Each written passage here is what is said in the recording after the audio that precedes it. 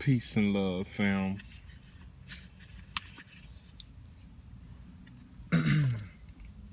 Got some more information for y'all. It's my lunchtime,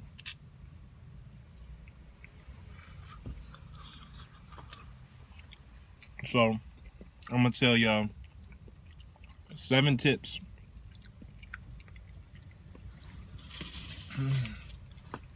from millionaires and billionaires themselves. Some advice they got. Okay. What we got? So, 7 tips from self-made millionaires and billionaires themselves.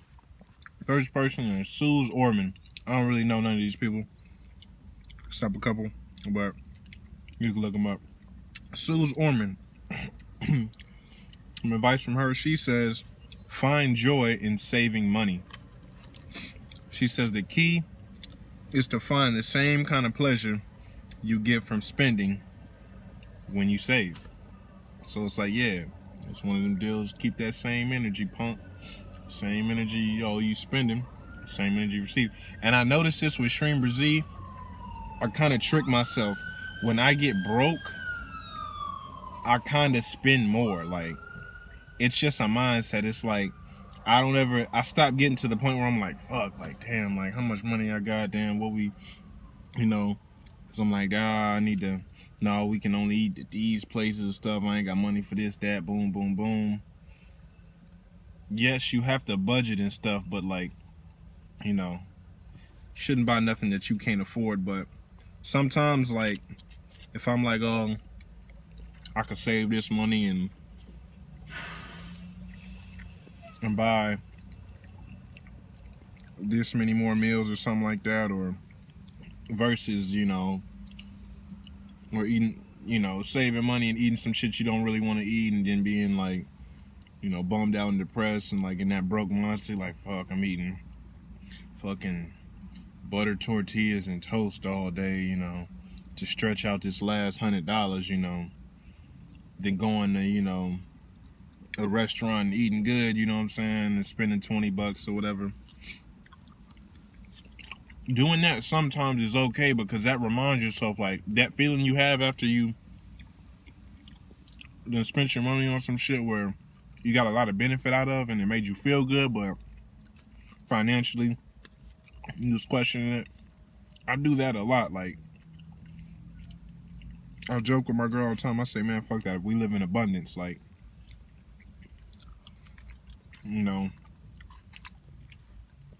trying to graduate out there, oh damn, we broke Taco Bell or rice and beans or some shit like that. It's a mind state, and that, spending money like you have it and shit, it kind of keeps you in that mind state. But don't go, spending money that you don't have and you can't really afford. It's just, I don't know, it works for me.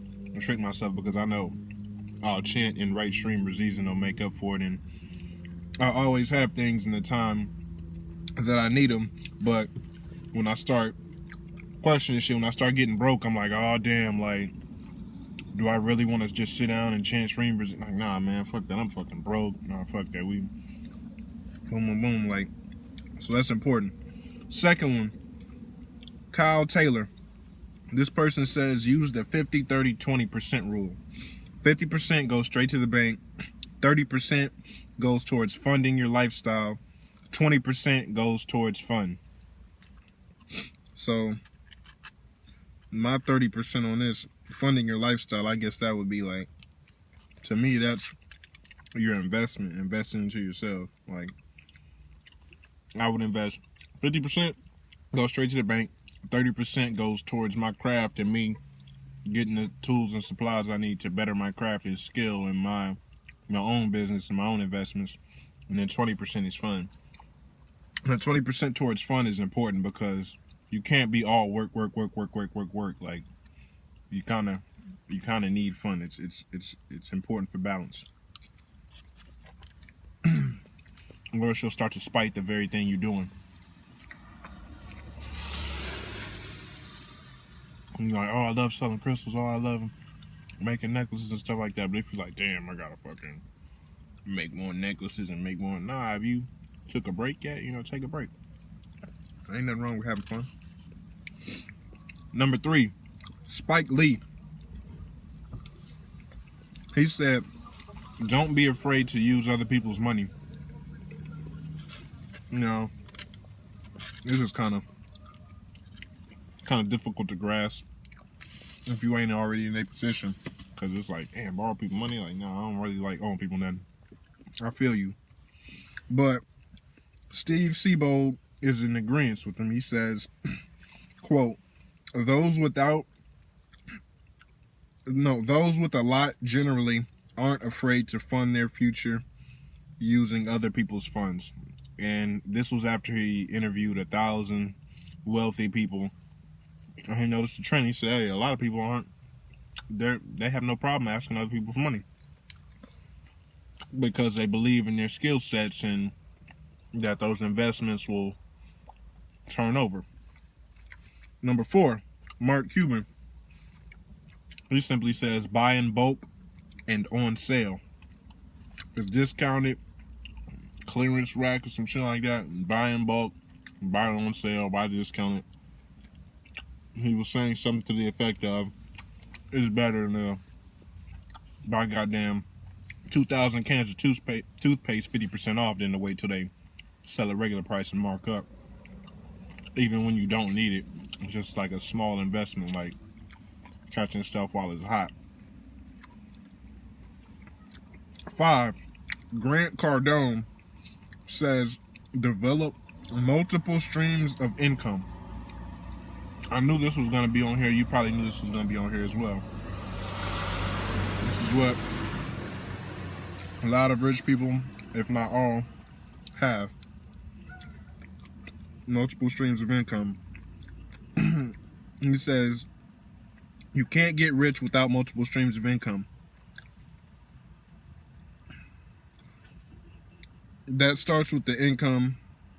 Oh, no. Develop multiple connected streams of income. It says you can't get rich without multiple streams of income.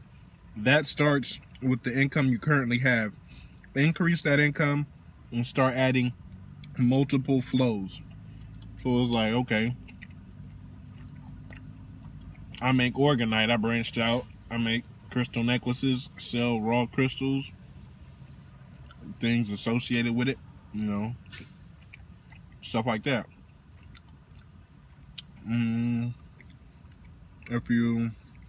He was saying his camera guy, I guess, was doing ads for him, and then now he does a whole different advertising little thing on the side for other people and stuff like that. So,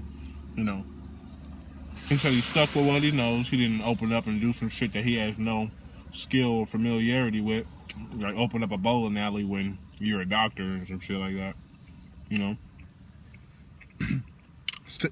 6, Chris Rainey says to save big and start small. And it says those little going from, that $5 latte to, a $3 one, and let me eat less or let me get the cheaper, blah, blah, blah. Those little small savings add up. It says don't be, save big, start small.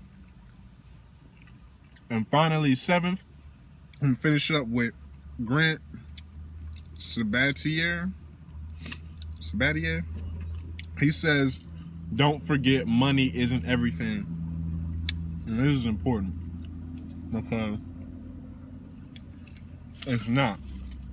And he hits the nail right on the head. He says, I've lost a few friends and strained other relationships because I've spent too much time staying late in the office or hustling on the weekends.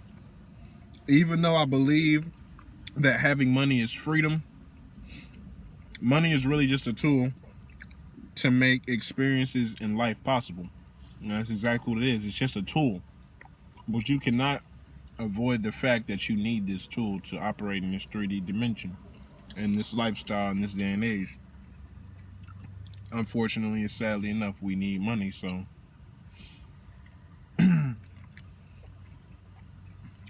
So yeah, and this dude, he went from broke to 7 figures in 5 years. So, yep. 7 tips from self-made millionaires and billionaires themselves. I love y'all. Peace.